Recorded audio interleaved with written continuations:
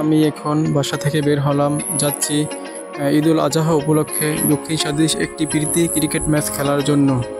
তো আমি এখন দক্ষিণ স্বাদেশের উদ্দেশ্যে রওনা দিলাম। তো আমার যেতে 20 মিনিট সময় লাগবে।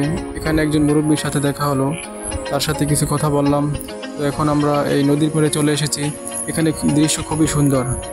তো এখানে শেষ বিকেলে অনেক লোকজন ঘুরতে আসে। তো আমি এখন এখান থেকেই আমাকে যেতে হবে দক্ষিণ স্বাদেশের উদ্দেশ্যে।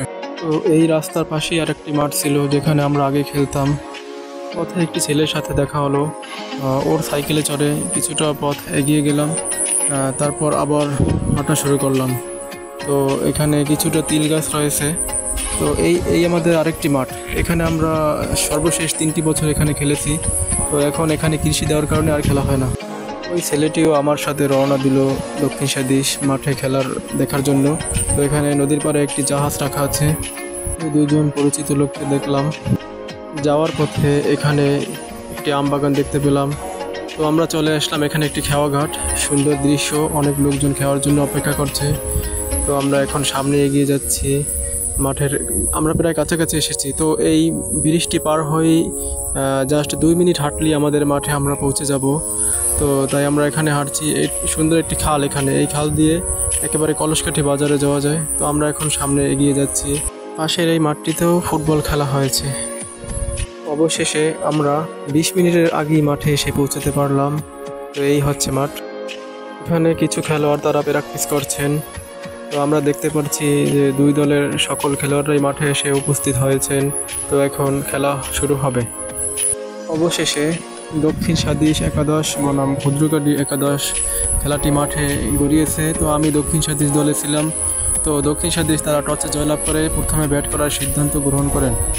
তো তারা 14 ওভারে খেলা ছিল। তো হুমায়ুন ভাই খুব ভালো ব্যাটিং করেন। তার ভালো ব্যাটিংয়ের জন্য আমরা নির্ধারিত 14 ওভার শেষে আমরা রান করি 155। বিপক্ষ দলের টার্গেট ছিল 156। তো তারা ব্যাট করতে আসে। প্রথম দিকে তাদের কিছু উইকেট হারিয়ে তারা চাপে পড়ে।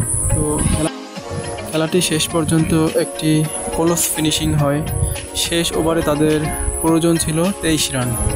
তো নির্ভরযোগ্য একজন বলার মাইনুরকে বল তুলে দেওয়া হয়। সে বল করতে এসে প্রথম 2 বল থেকেই তিনি রান দেন 11 এবং নো বল সহ 11 রান দেন। তারপর 4 বল থেকে প্রয়োজন আরও 13টি রান। তো ওখানে আমাদের শেষ ওভারে এনামুল ভাই এসে খুব ভালো বোলিং করেন। সজীব ভাইকে বোল্ড আউট করে ম্যাচটি নিয়ন্ত্রণে নিয়ে আসেন এবং শেষে আমরা ম্যাচটি জয়লাভ করি। এই খেলাটিতে 2 দলের সকলেই খুব ভালো পারফরমেন্স করেছে।